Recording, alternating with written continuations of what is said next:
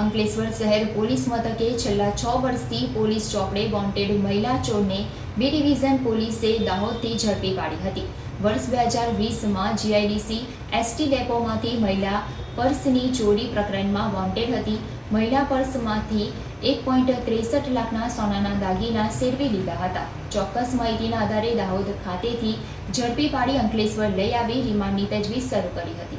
બનાવની વિગતો અનુસાર 13 નવેમ્બર 2020ના રોજ અંકલેશ્વર જીઆઈડીસીમાં રહેતા મધુબેન ડામોર જીઆઈડીસીમાં ડેપોમાંથી બસમાં ચડી રહ્યા હતા। તે દરમિયાન તેમના પાસે રહેલા પર્સમાંથી સોનાના દાગીના કિંમત રૂપિયા 1.63 લાખની ચોરી થઈ જવા પામી હતી, જે અંગે અંકલેશ્વર શહેર પોલીસ મથકે ગુનો દાખલ કરાયો હતો।